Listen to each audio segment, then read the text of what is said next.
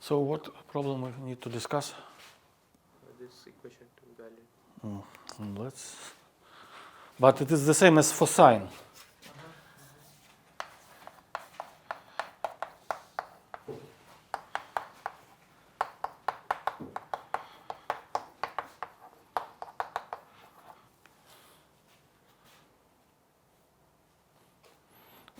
Just let's combine the previous problem. You see that it is a trivial kernel.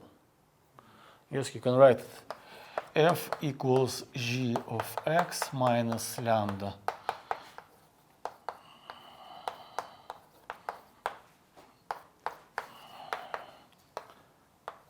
and minus plus minus.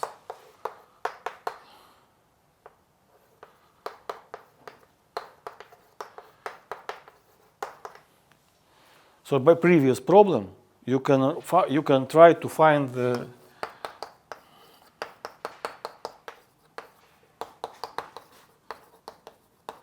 you see that this constant integral by t is constant, and here integral by t another constant, and lambda inside the constant. So any solution have such type. So let's try to find.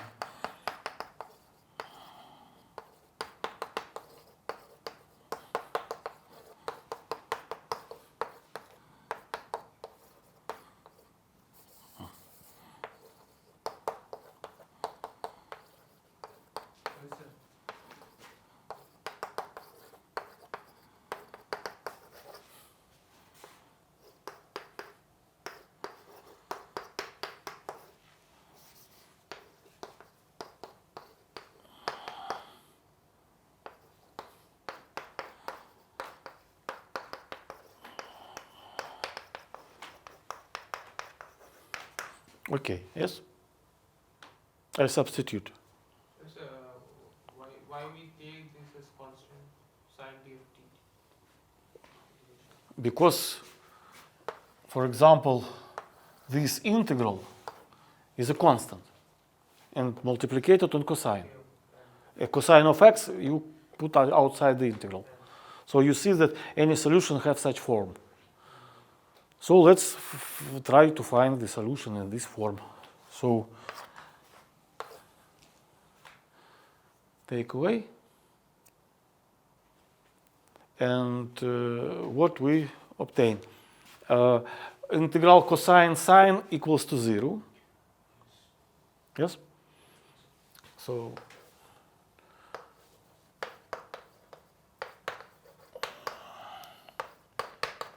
and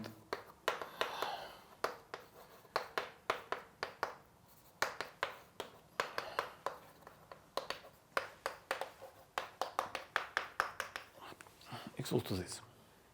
So you obtain that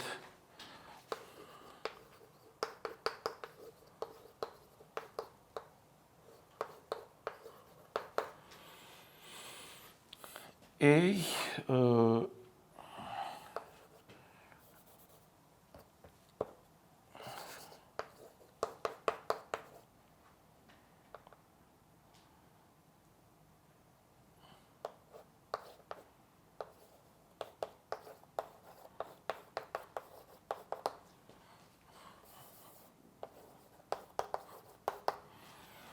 minus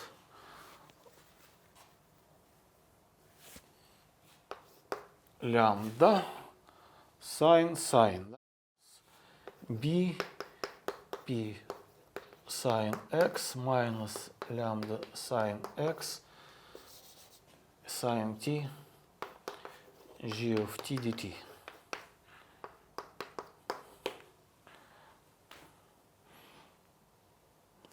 So what equation you obtain on constant a and b? In Hasis, you must obtain the equation on constants a and b if you want to solve, yes? If you find this constant, you find the solution. So we know that sine and cosine are linear independent functions, so the coefficients must be the same at the corresponding functions. So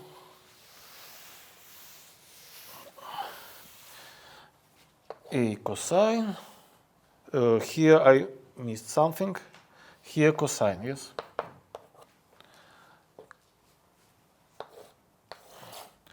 So A minus lambda A p square equals to lambda integral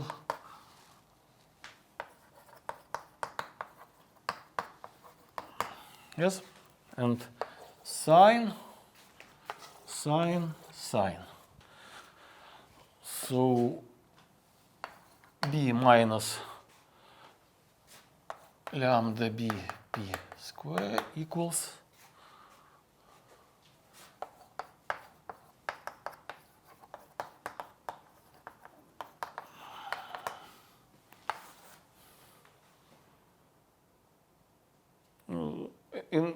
in class we consider the kernel with the sign, yes. We have system where A, B depends on each other. Here you obtain the linear system, but you have a path equation for A and a path equation for B. And the same equation. So 1 minus lambda P2 equals lambda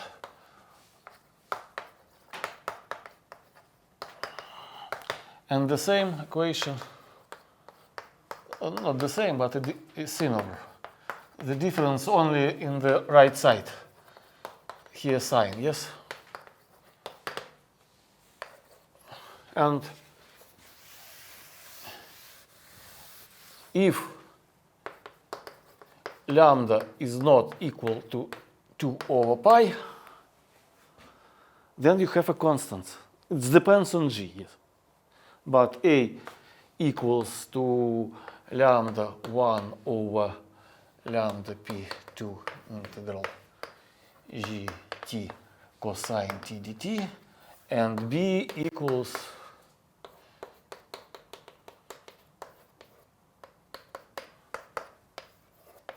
of t sine t dt for any g from L2. Yes? But if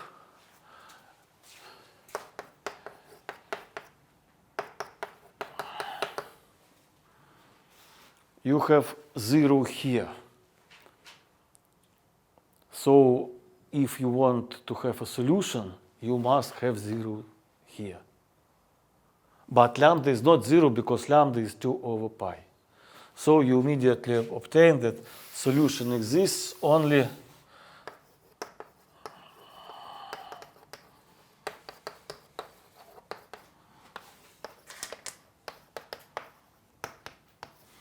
here must be 0, so G orthogonal to cosine at sine. And you have two-dimensional space of solutions. A, B, arbitrary. You have two arbitrary constants. It is Fn subspace. Because G plus two-dimensional linear space. So that's all for a second. So that's all with homework, yes? So we continue with unbounded operators. Because I say that there are no large number of tasks that you can solve. Only by examples. So it will be good if you have some, for exam, not all technique proofs, but understanding of this situation of unbounded operators. It will be sufficient, yes. Understanding and main ideas, of course. Because I see that it is not easy. Yes? This is not from the exam point of view. It will be in program, but as I don't ask the technique details of the proof because it's not interesting. More interesting to understand what happens with these unbounded operators. And you must know the basic notations. For example, following what I want to consider is just defect numbers. I remind that we have this formula. H is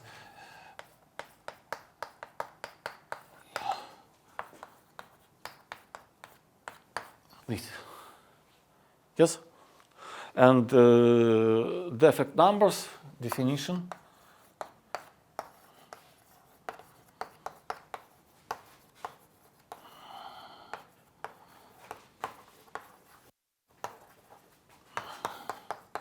We have linear operator. Of course, we consider only, for some statements, this is not necessary condition, but we always consider the operator with such property, because we need to describe the adjoint operator. So dA is the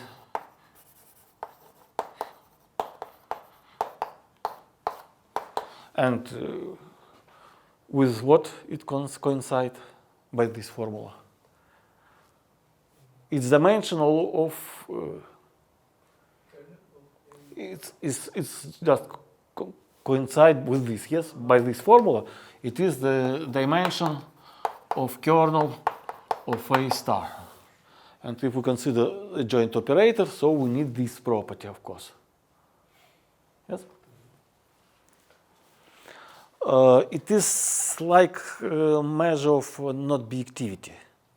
Just look at the previous theorem at the end of lecture, where if we have this inequality, yes, then we have an inverse left inverse operator from the range of operator. But it is interesting how large this range. So it is something like measure of not bijectivity of operator.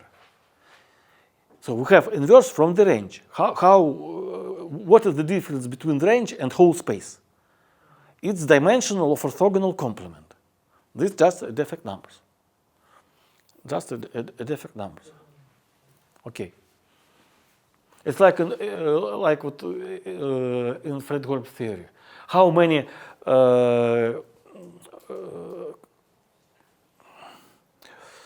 conditions we must put on the right side for function g, for example, for previous example, we see the solution exists if g orthogonal to cosine and to sine. So the defect numbers is 2, for example. Yes? Because the range of operator, not all, but have defect of defect space with dimensional 2.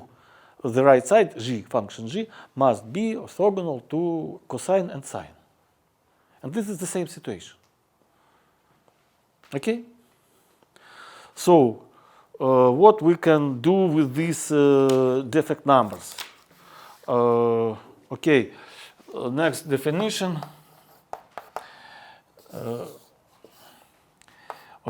We have two operators A, B, which are linear in our Hilbert space.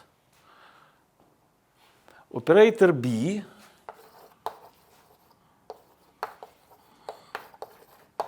is strongly subordinated to A.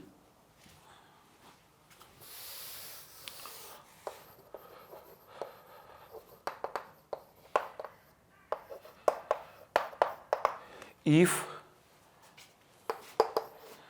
first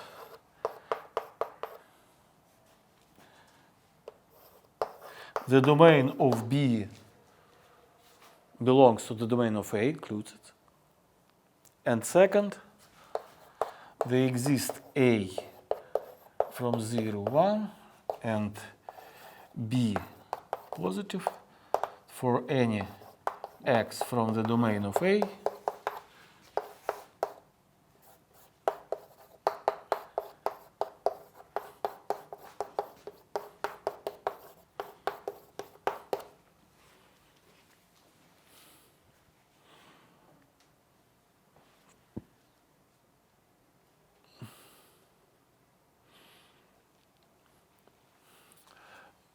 What is the useful, why this notion is useful? short explanation. For example, you have differential equation, a differential operator.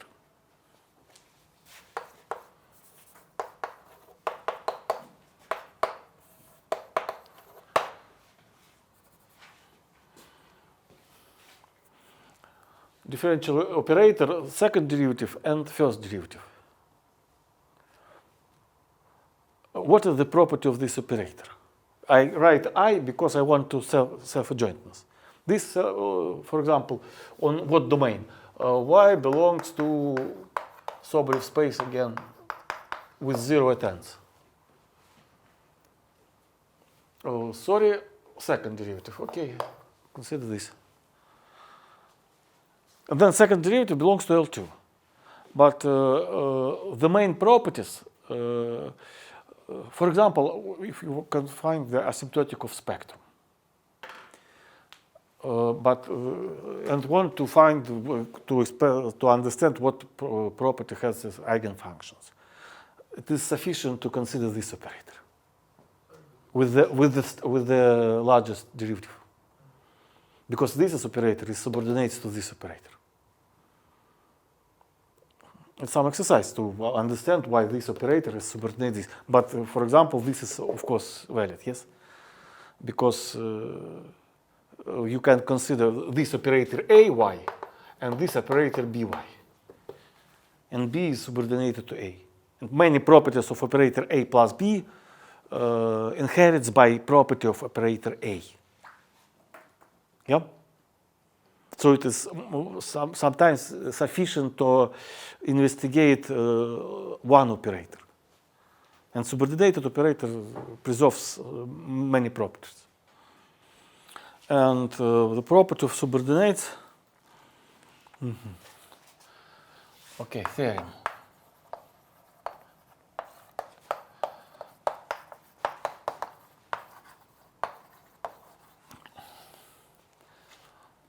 Let A is closed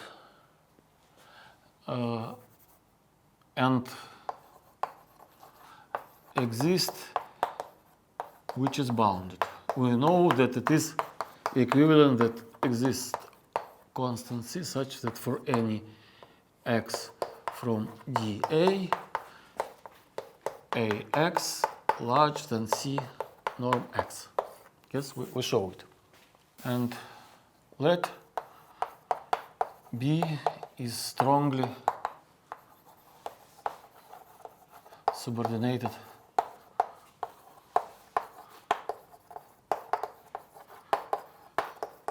to A. Then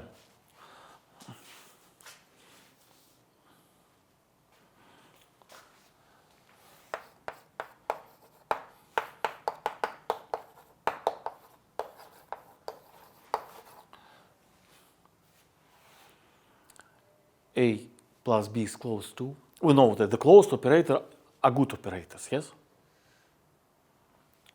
Second, if B equals to 0, they exist A plus B minus 1 bounded with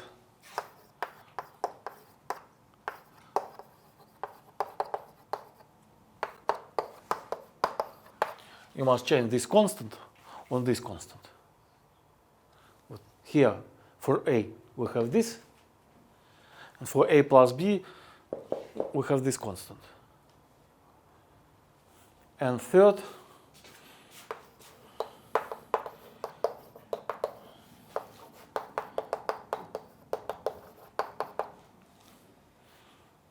they have the same defect numbers. Third, the defect numbers. Yes, this one. I define defect numbers. Yes, it's redefined. Defect numbers, dA, is dimensional of orthogonal complement to range. And if the domain is dense, then it's coincide with the dimension of the kernel of a joint operator.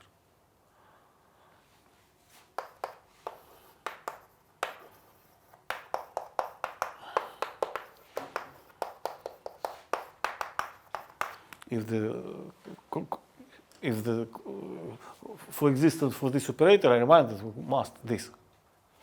But here we need not this assumption because I don't work with the adjoint operator. So understand, yes, because that some perturbation, good perturbation, small in what sense? In subordinating. Preserves many good properties. Closed operator, existence of bounded inverse, and preserving of the defect numbers. But for second and third, we need additional situation, and B must be 0. B must be 0. Okay, let's prove. Who remembers the graph norm? What is the graph norm? So,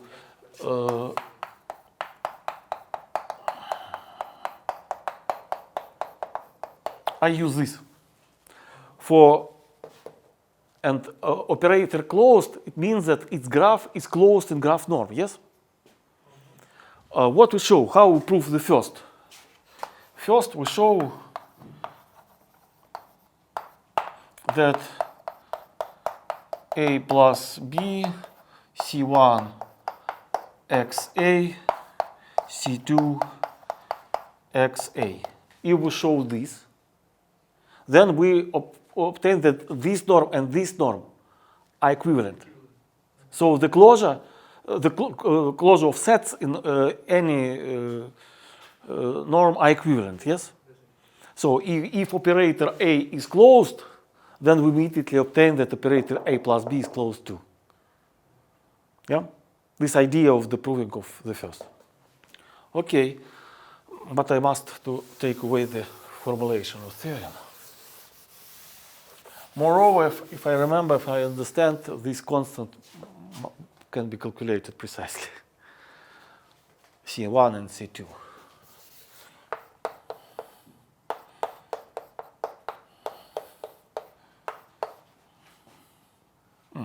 Okay.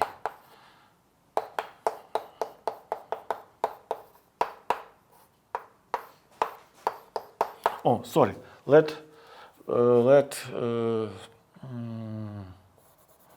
First, let B less and then A. Suppose this. Suppose this.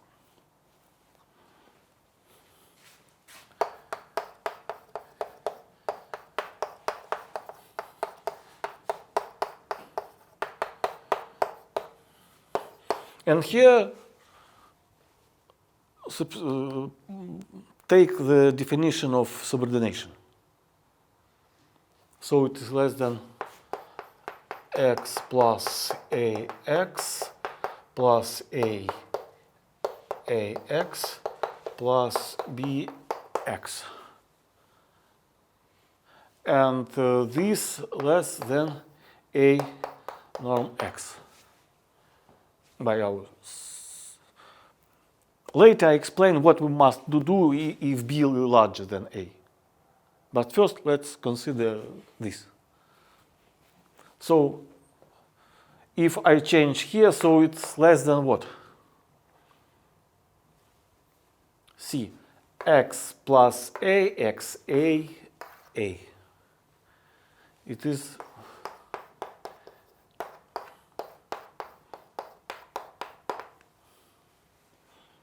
yes?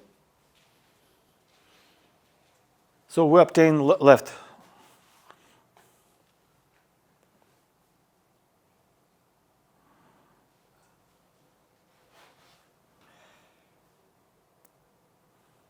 Clear?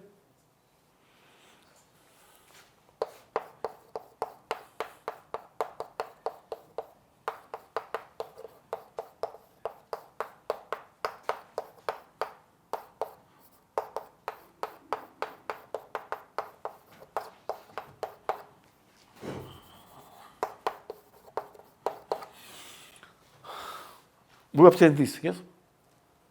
With the constant 1 plus a small. And now this estimation. Yes, this inequality. I start with this graph norm. Then I put bx and minus bx. Plus bx minus bx.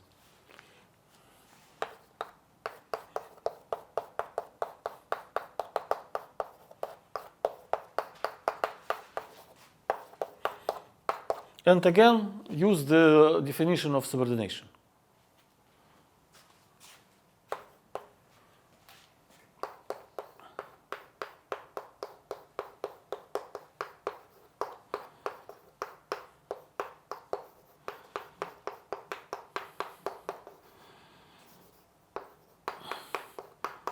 I substitute B on A because A is larger. Yes? So let's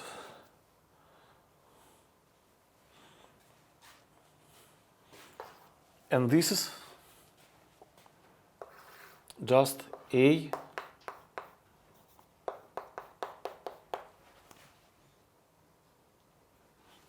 so you immediately obtain that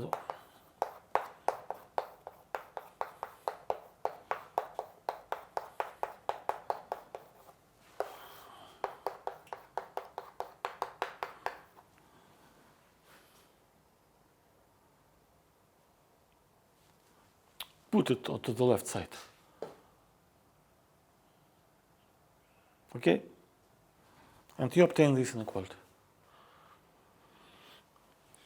So we obtain this.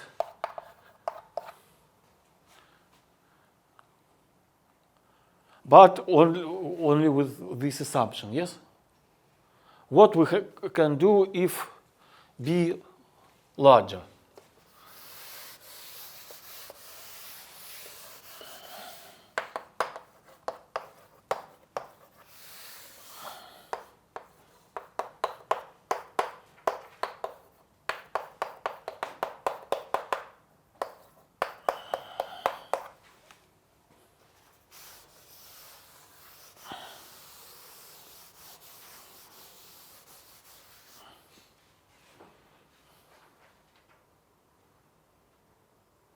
It is definition, yes, of subordination. Let's multiplicate it on what? On A divided on B.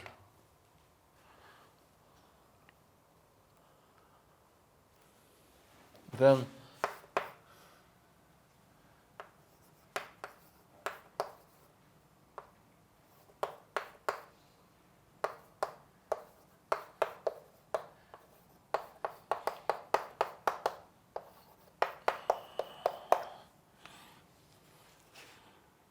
so just substitute operator B on what operator?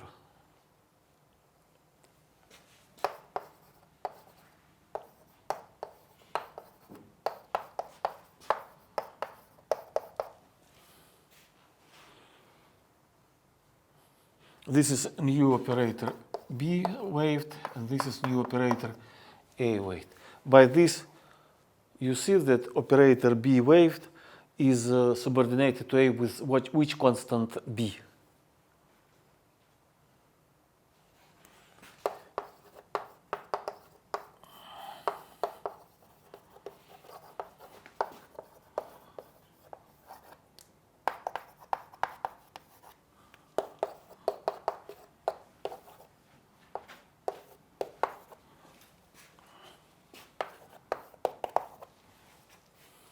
You see that with constant A the same, but B is the A. This is definition of subordination. And if B greater than A, I multiplicated this inequality on this ratio, A over B. And this ratio I write for operators. And here you changed A on B, B on A. You see that the new operators, these, are subordinates with the, when B equals to A. This situation we'll just consider. Yes, and multiplication on constant, on fixed constant, does change the graph. These norms are equivalent, yes? You multiplied this norm on such constant, they are equivalent. So we change our problem for these parameters to these parameters. And for these parameters, we do anything. Okay? Okay. So second property, what we need to show, we know that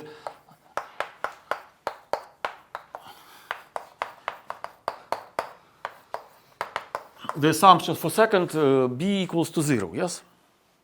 B equals to 0. We must show that there exists the inverse operator. What we know? We know that C norm x less than, by definition, yes, by assumption of second term, we have an inverse bounded operator by assumption of theorem.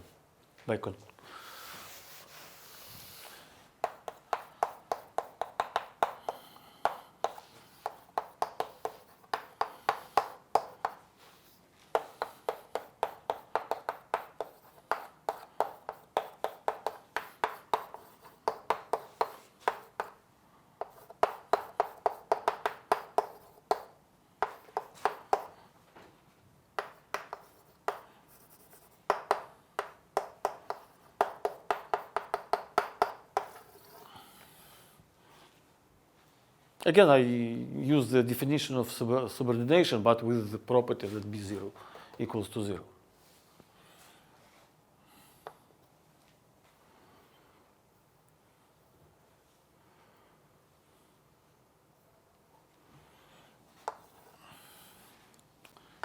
Compare here this. No, not, yeah. This and this. This term.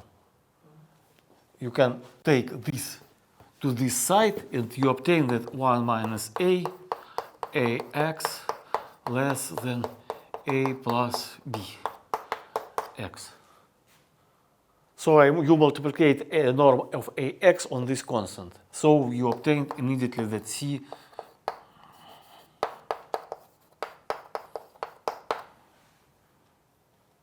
so you obtained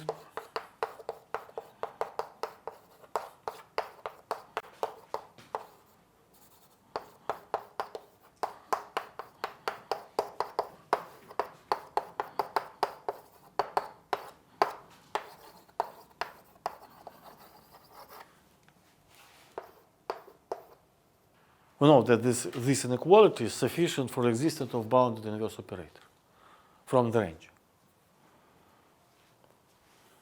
From the range. And the third part, yes, the equality between defect numbers. By contradiction.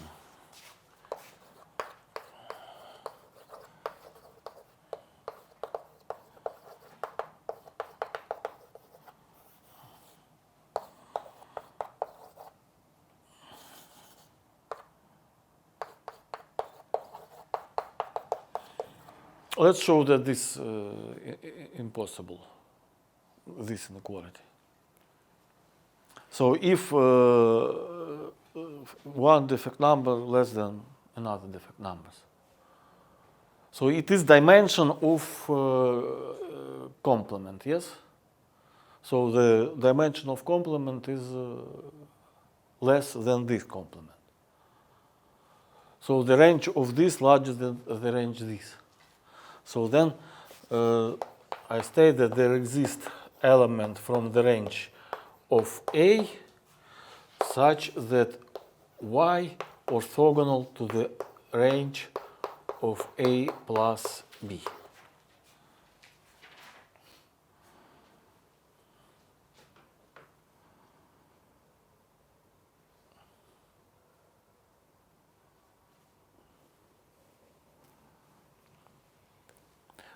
What it means?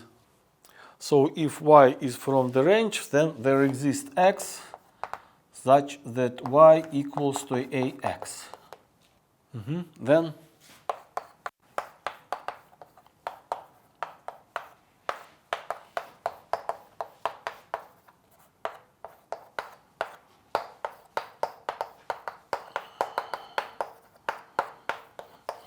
why it is correct?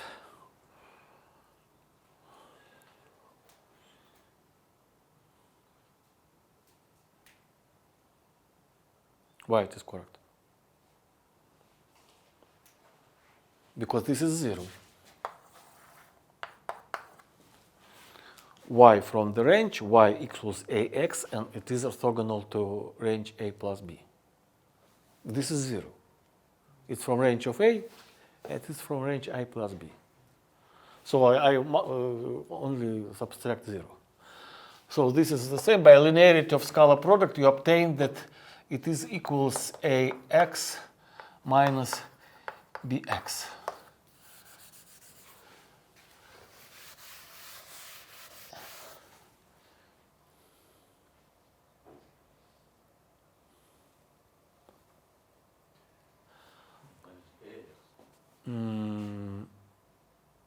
Oh, minus ax.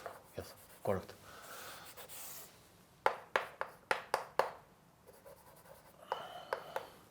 Right.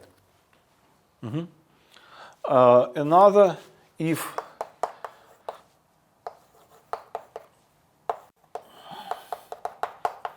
then this orthogonal complement, so then exists y from the range of a plus b orthogonal to the range of a. The inverse orthogonality. The inverse orthogonality. So there exists x that y equals a plus b x, and then ax bx. The same situation. I do the same. Minus equals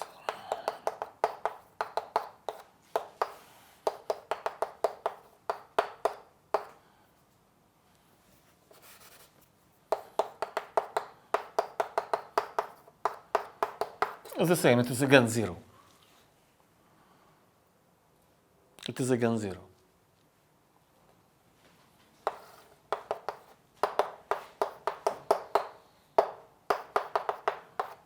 We obtain the same. We obtain the same. And now let's write the Cauchy inequality. Cauchy-Bunyakovsky inequality.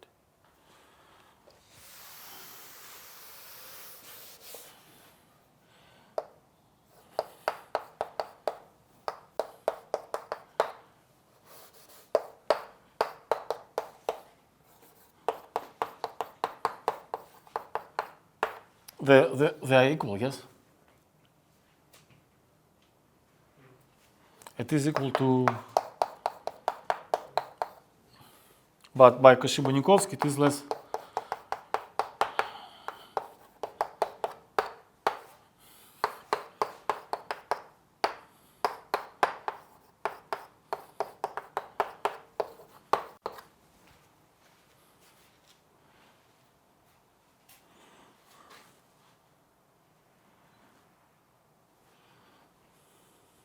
So we obtain that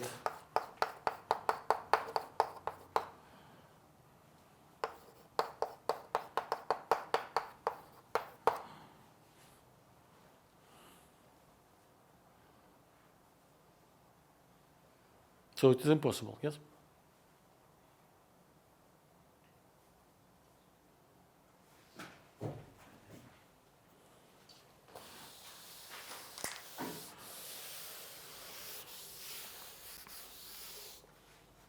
That's all about this theorem.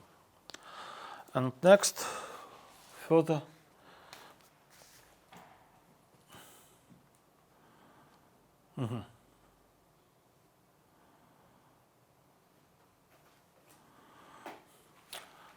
Okay, let's define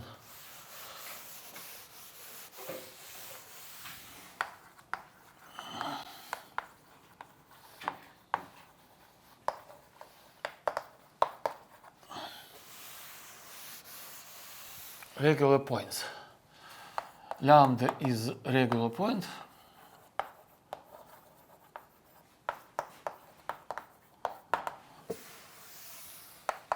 If exist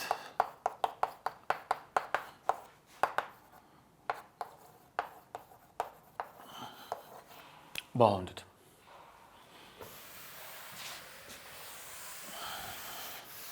bounded operator from the range of operator A minus lambda I to H.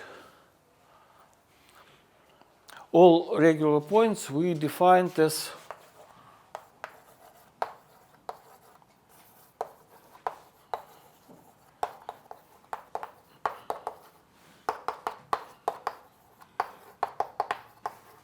the field of regularity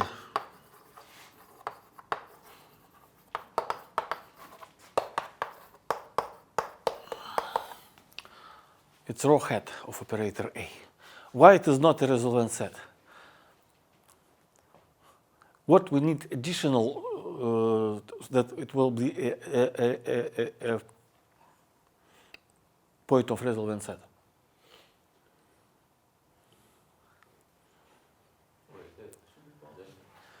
The requirement is for it to be an isomorphism.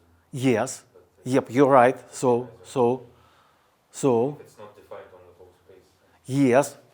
So if this coincides with H, we have a bijection. Yes, we have isomorphism. So the regular point is a point of resolvent set if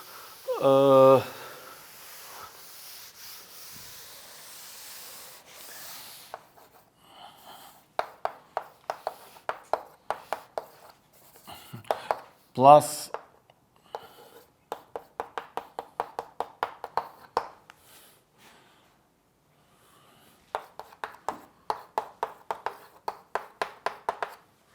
is almost a resolvent set because we have bounded operator, but it is not an isomorphism between Hilbert spaces. It's only inverse operator from the range to space. But if the orthogonal complement is 0, I define that this is dimension of this. If it is 0, then the orthogonal complement is 0. So if the range is whole space, then we have a bijection between Hilbert spaces, we have isomorphism. So regular set is near to the resolvent because we have one-to-one correspondence, but it's not isomorphism of two spaces. It is only isomorphism between range and operator H. Do you remember that we showed that the resolvent set is open? So you can prove that the field of regularity is open too by previous theorem. By previous theorem, you immediately obtain theorem field of regularity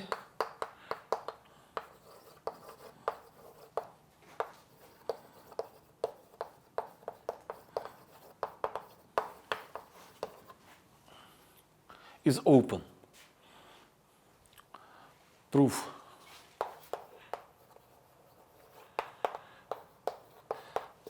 Let lambda 0 belongs to the field of regularity, so it is regular point, and lambda is small, is close to lambda 0. How near we just obtain?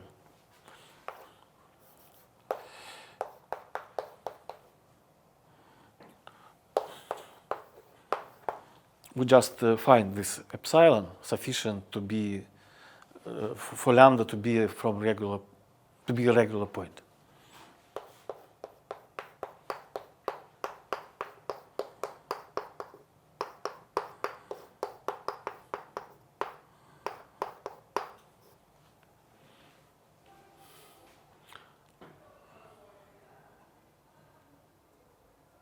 So if point of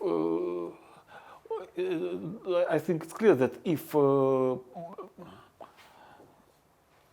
the definition we obtain that our operator is closed, yes, because when we have this bounded operator, we know that there exist constant C positives that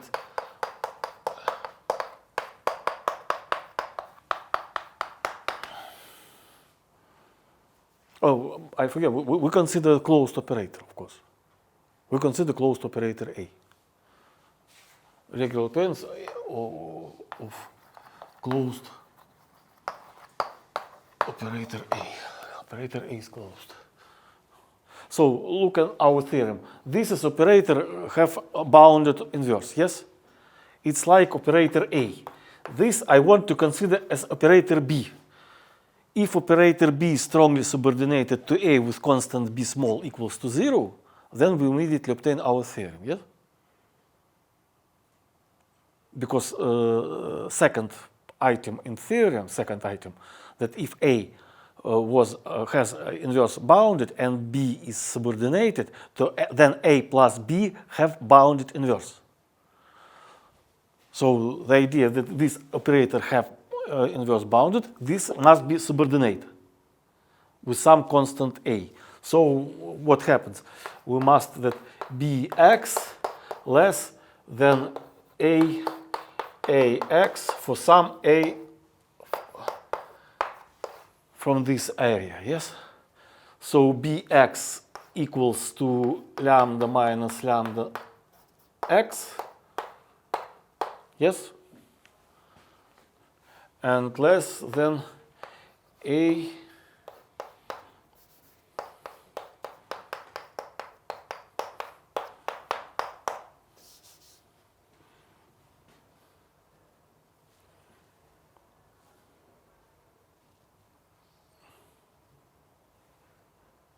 we need this, yes?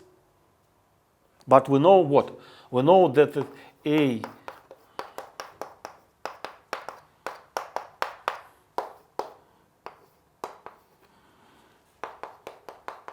by our operator, we have this property with some constant C. And if we demand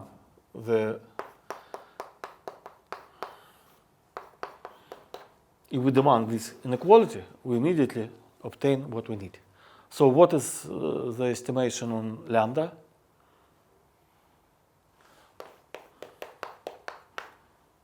Less than CA. Yes?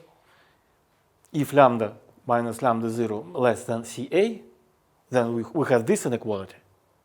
And this inequality valid for this property when we have inverse operator. Okay? So the all nearest point for the regular point are regular 2. So it is open. So open set can be represented as connective component. So you can connect it with some way. These are connected, it's not the same. What? If you have 2 points and you can connect it, this is connected by arc. It's not the same that connect. On complex planes, it's the same. On complex plane is the same. Yes, it's complex plane. So and in small neighbors, it is not. It does change. Yes, we prove that for this operator we have not only inverse bounded, but we have the same defect numbers. So we can by short, and this the diameter does depends on numbers lambda 1 and lambda 2. It depends only the constants of starting operator, and of the constant of subordination. So you connect it with the way, and then by short balls, you can cover it with short balls with the constant radius, small but constant radius. And so you can go from lambda 1 to lambda 2. Okay, so in any connective component, the defect numbers are the same. And it is important for our property of symmetric operators. So let's start with symmetric operators. We have linear operator in Hilbert space with dense domain. A is symmetric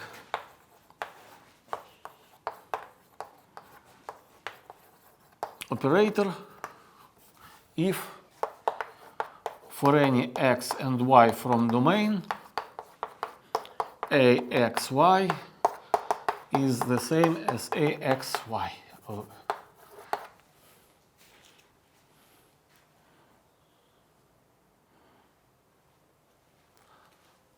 So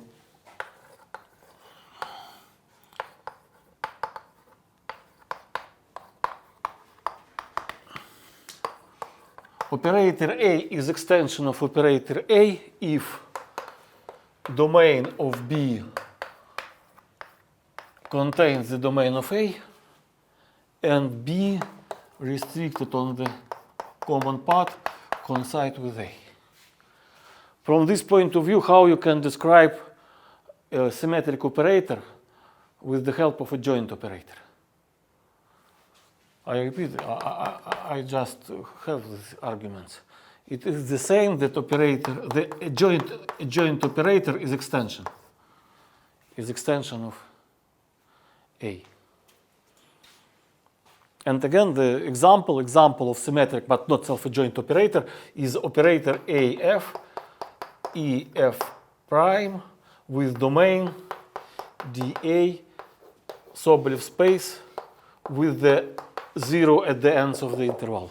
It is symmetric operator, but it is not a self-adjoint operator. It is symmetric, but it is not self-adjoint.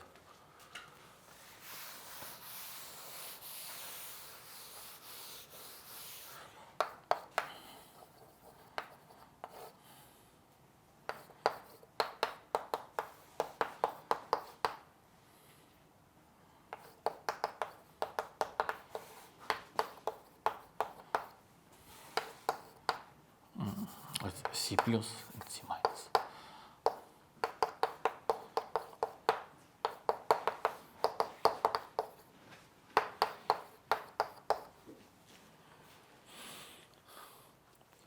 Apart the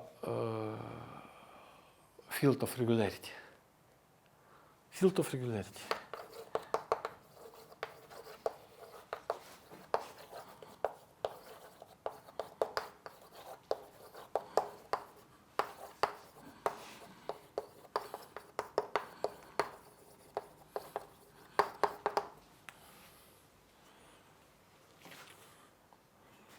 Of symmetric operator. Why? Moreover, we prove it, but in another situation. We prove it for bounded operators, but if you see our arguments, you can see that we don't use the boundedness of operator. So I can repeat only how we do it. How we do it.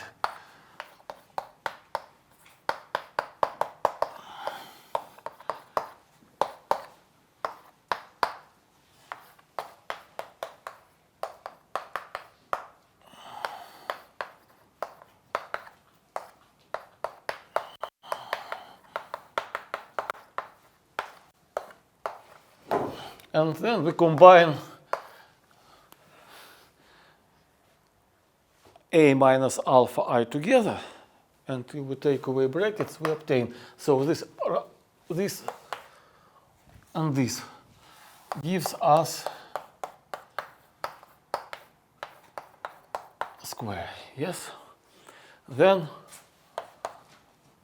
here we have minus IB, but on the second place, so we take away conjugation of numbers. So plus I beta A minus alpha EX X.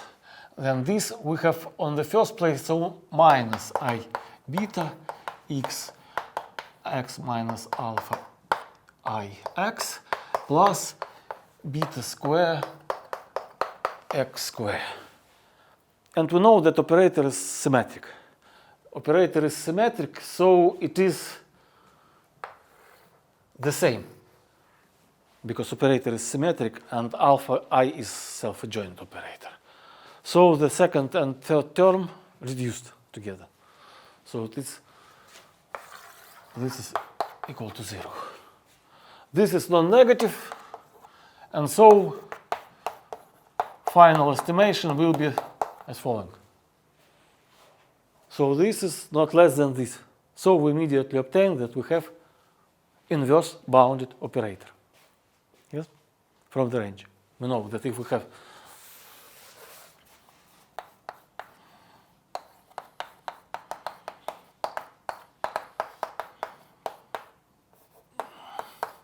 so lambda equals alpha plus I beta, beta is not 0, belongs to the field of regularity, because we have bounded operator inverse.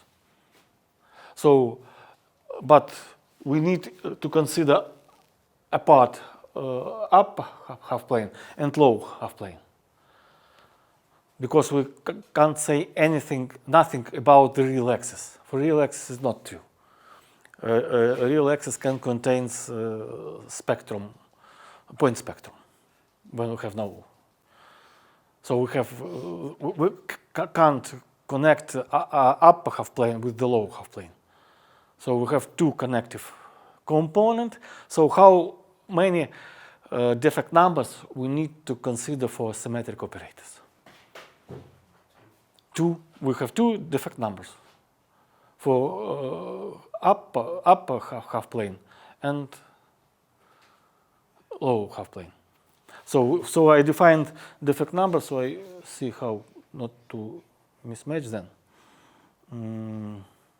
Where I take plus and where I take minus.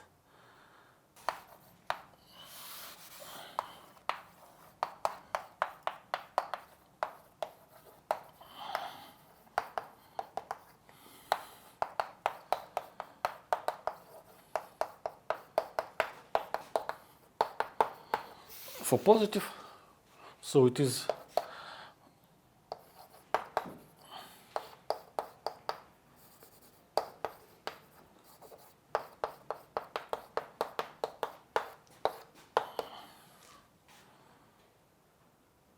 and n minus a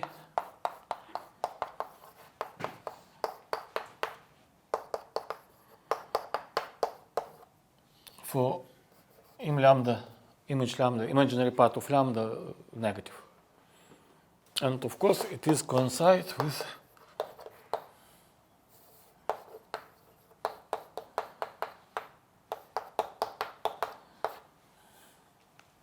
with this. And for simplicity, what we can take?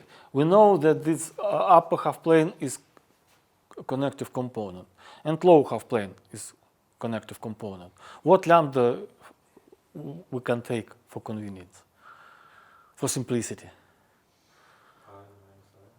Yes, imaginary unit. So it is coincide. We know that is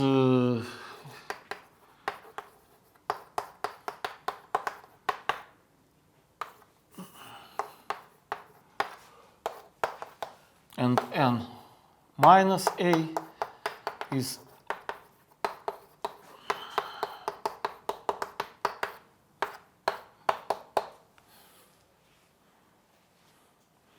question: when symmetric operator is self-adjoint in terms of defect numbers? These numbers, defect numbers, and they are named as deficiency index.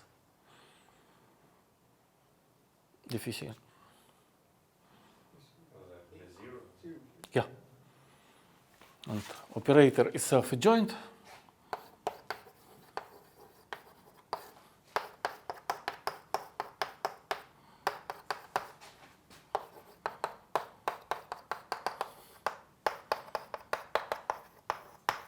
As 0. Why? Why it is true?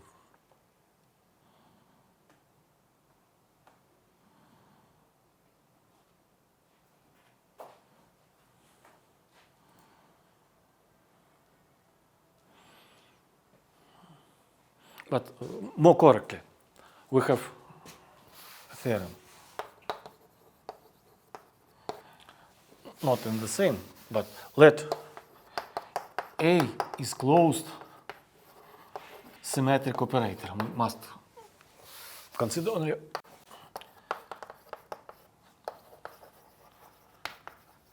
then A self-adjoint if and only if n plus of A coincide with n minus A is zero. Is zero operator. Well, because we know if it's self-adjoint, then its spectrum is real. Then Yes. all the numbers outside of the real line are in the resolvent set. That means the range of this A minus I identity plus I. But yes, but we prove that spectrum is real for bounded self-adjoint operators. Yes, But when we prove it, we don't need the. I mean, everything else is in the resolvent set. That means that this. But we prove that the resolvent that the non-real numbers are from the resolvent set for bounded operator. But you can repeat all arguments for bounded operator that all not real numbers are from the resolvent set for self-adjoint operator. When we prove it, we don't use boundness. Again, it is normal operator. Yes, it is compute with it's a joint operator, self-adjoint operator. So residual spectrum is empty. Again, without any boundness. You can repeat it only for domains. Because if x belongs to domain, you can write all these objects. It exists. The bound, the norm of result of operator on x from the domain exists. It is bounded by definition of domain of operator. By definition of domain of operator. So you can repeat all arguments we use for bounded operators and obtain that indeed for self-adjoint operator resolvent spectrum is only real. Yes. So half plane, upper half plane and lower half plane is the resolvent set. So we have there exists bounded operator on all space.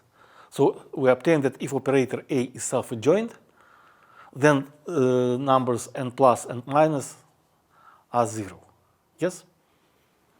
So one, A is self-adjoint, then resolvent set is C plus and C minus. So exist A plus minus II minus bounded from H, and it is isomorphism between H and H, the range of operator whole space. So defect numbers are zero. The inverse, operator symmetric and defect numbers are zero. Why it is self-adjoint? Why it is self-adjoint?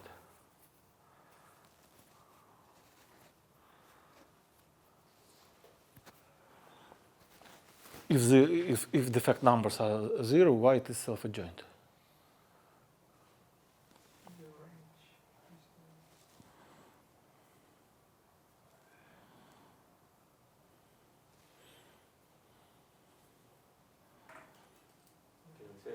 No, it is more difficult.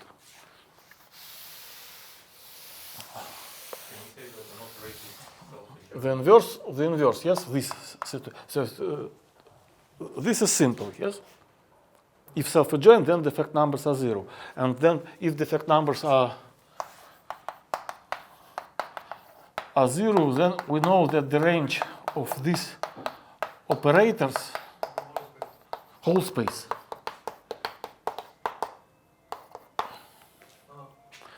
And now we can. What is the difference between for symmetric operators? One of the definitions of symmetric operators is that a joint operator is extension. Yes. And what is sufficient to show? The bounded, unbounded operators described by two objects, domain and action on this domain. If we show that the domain of a joint operator coincide, if we show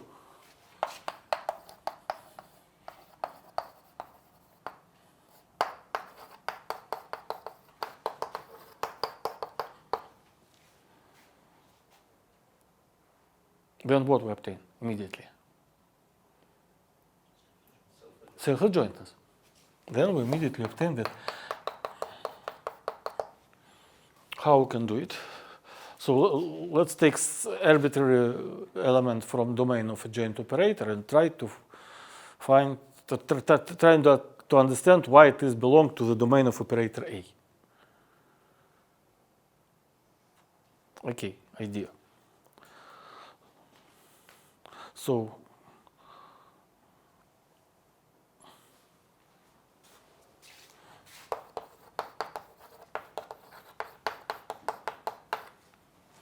then let's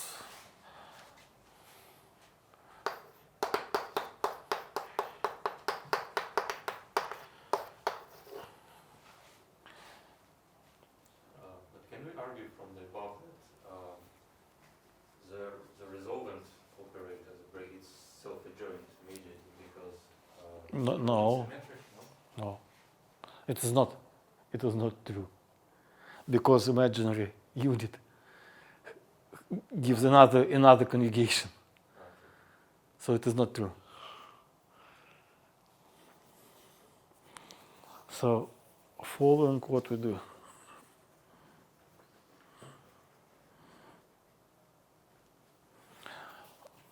But the range of all operators are all space, yes?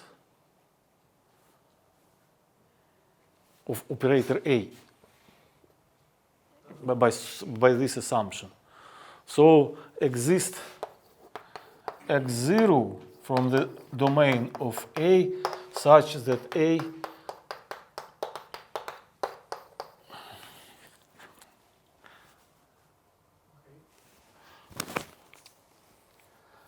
then they exist, yes, because it is some element from H.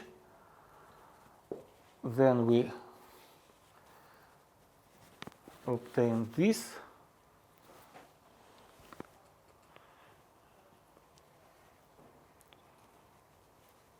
And why it is from the domain of A.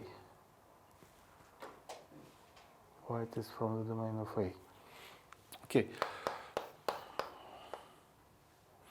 But we know that symmetric operator is the joint operator for symmetric operator. The joint operator is the extension of A. So how we can rewrite it? It coincides with this. Yes? And this coincides with this.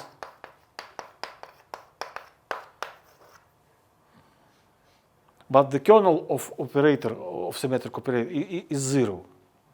Yes, the kernel of this operator is 0. Why? Because it is just the same. These numbers are the dimension of orthogonal complement of this, and these numbers are dimension of kernel of this operator, plus minus I, yes? And these are 0. So the kernel of operator is 0. So it means that x0 coincides with y. But we take y from what space? From the domain of A star. And x from the domain of A. So y belongs to the domain of A, because it coincides with some element x0.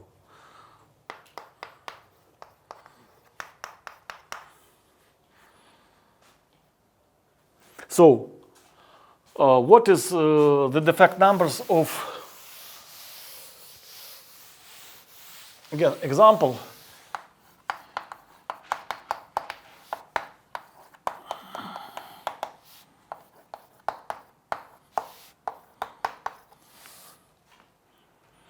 I repeat the calculations.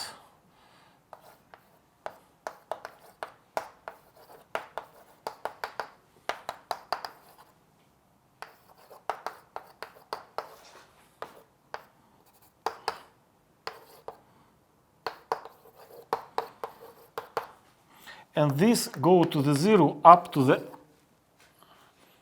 conditions on function f by boundary condition 0. F is 0 at 1, f at 0 at 0. So we have no boundary condition on G. And this is valid for any G belonging to the domain of a joint operator. What is the domain of a joint operator? What is the domain of a joint operator?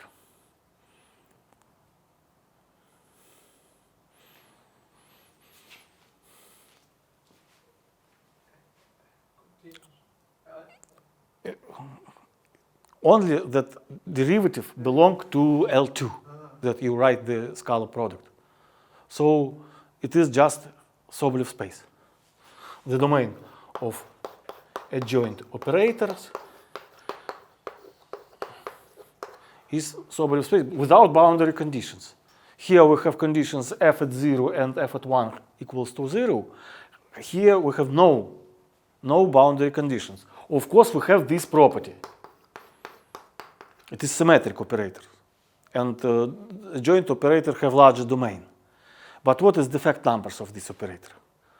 So you find the defect numbers easier find from this formula, from the kernel. Because finding kernel is just solve for this operator to solve differential equations. If you want to find the orthogonal complement to the range, it is difficult because you must describe all range and then find the orthogonal complement. But if you find a joint operator, it's easy to find defect numbers. Because defect numbers and plus and minus is just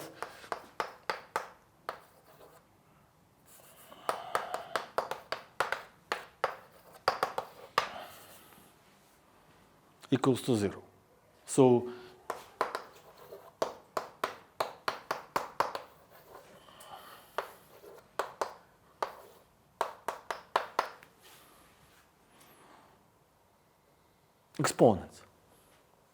exponents. So what defect numbers? 1, 1. Defect numbers 1, 1. Because it is for plus and for minus. For plus, for minus, I inverse signs. I have one solution for minus and one solution for plus. One dimensional space. So they are equal. And the next lecture we show that if defect numbers are equal, and if and only if are equal, then exists self-adjoint extension. Because we can construct the isometry between two defect subspaces. This extension is unique. No. It's not unique. No. Okay. Again, for example, if indexes defect numbers 1, 1, so we have one-dimensional description of extension. Okay. If you have defect numbers 2, 2, for example, you have two-dimensional description of extensions. For example, you can at home check that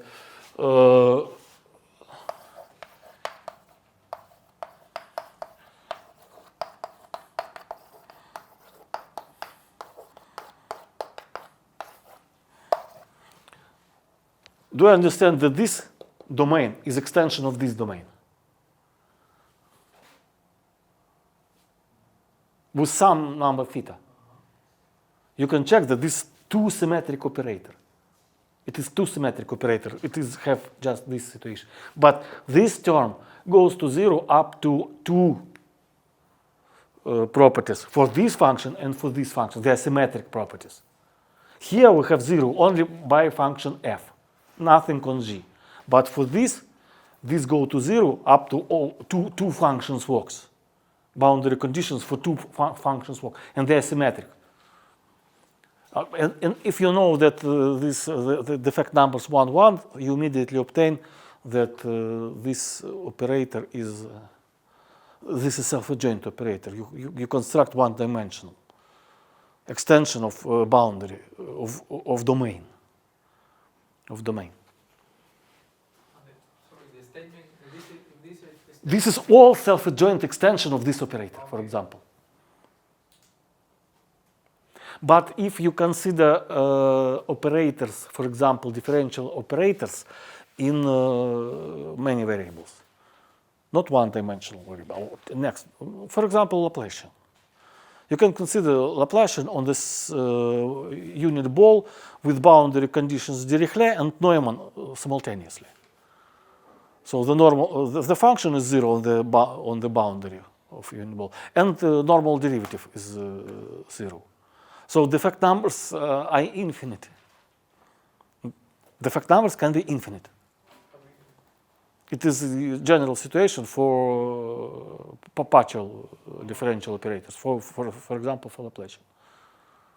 So you have infinitely many extensions. But there exists a definition. Operator is essentially self-adjoint if its closure is self-adjoint. For this operator, the extension, the self-adjoint extension, is unique. It's just a closure of operator. But in physics, I know that the physics don't distinguish adjoint, self-adjoint operators and essentially self-adjoint operators. They are the same. For physics, they are the same. Yeah. But it's actually our momentum operator. But momentum, why? For good domain, it is self-adjoint. Yeah. Of course, in many physics books, actually, the domain of this operator. But in physics, you consider moment operator on the whole axis, for example, or in space. I consider it on the interval, and if we have interval, the boundary condition are natural thing. Yeah, we just don't distinguish them most of the book. But symmetric operator and self-adjoint operator are different things. You can have the situation when the dimension of the kernel and the range both are infinite. For Laplacian, exactly. More precise. Let's consider, for example, R2 and Laplacian minus Laplacian minus U.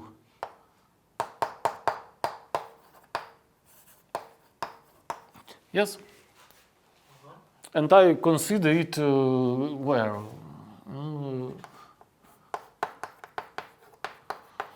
Unit ball. And for example, you consider U on the, it is omega.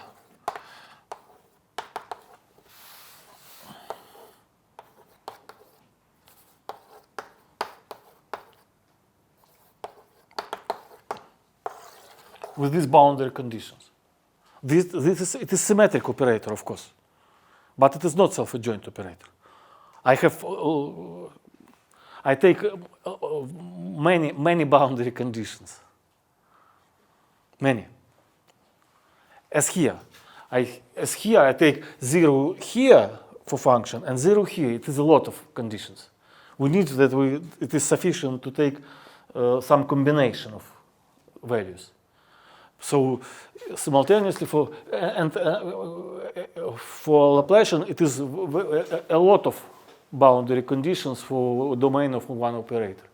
It is sufficient to consider only this is Dirichlet boundary conditions. This is Neumann boundary conditions.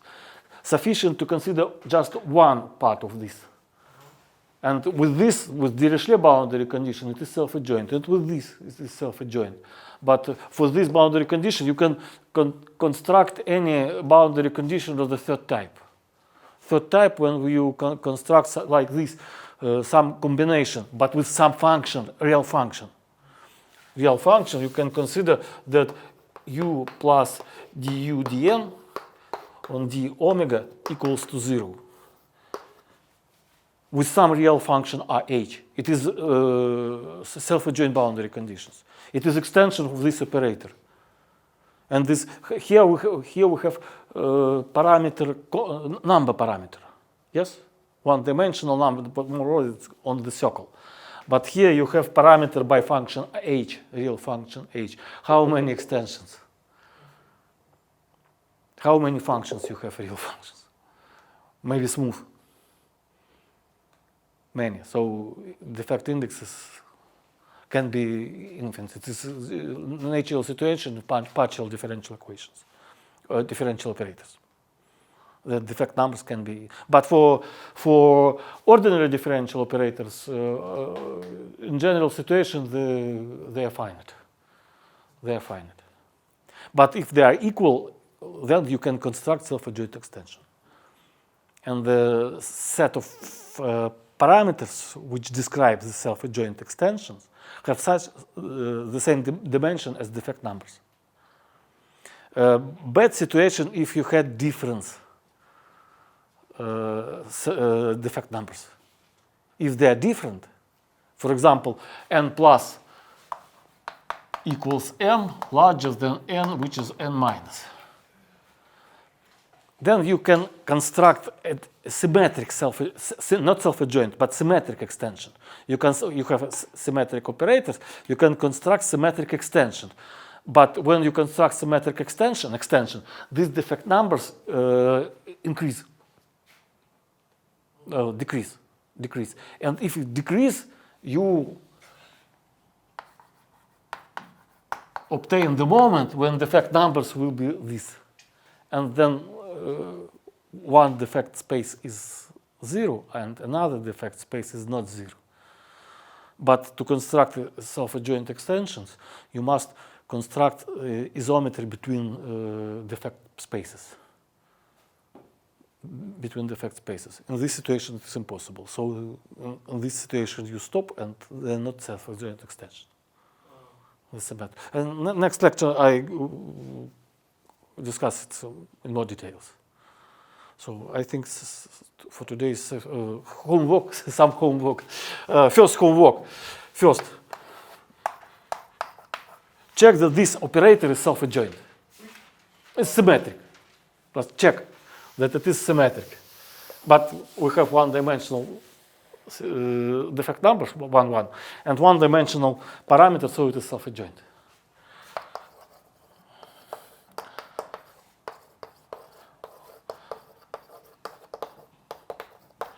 Second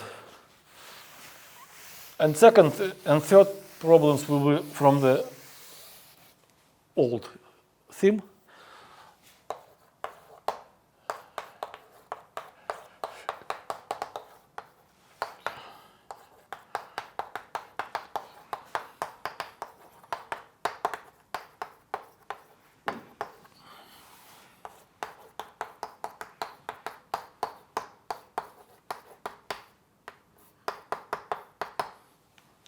And it is measurable and bounded function. So show that spectral radius of this operator is 0. So these compact operators have only unit point at spectrum 0. It is Volterra operator. So it is Volterra operator. Show that it is Volterra operator. And third, do you remember Hardy operator? Yes. Good.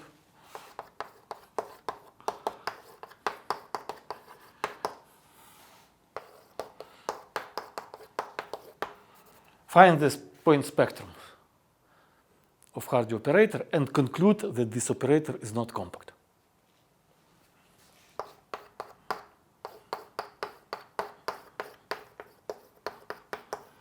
We have this task that it is not compact, but with help with what technique? We know that if operator compact and you have a weakly converging sequence, then operator makes it converging strongly in non-convergent, yes? And we show that Hardy operator is not compact by this technique. And now use technique by spectrum. You know the construction of spectrum of compact operator. Point spectrum might be isolated. Non-zero point spectrum is isolated points because they are finite. Outside any small ball, outside any small ball, you have only finite numbers of point spectrum. And if you correctly find point spectrum of Hardy operator, you will see that it is not isolated. It's spoiler, something spoiler. So that's all. Questions? What do we have to put in the second part? Spectral radius is 0. Spectral radius. Spectral radius is What does that M stands for? this is only one assumption of the kernel. It's bounded. It's a bounded function. It is bounded function.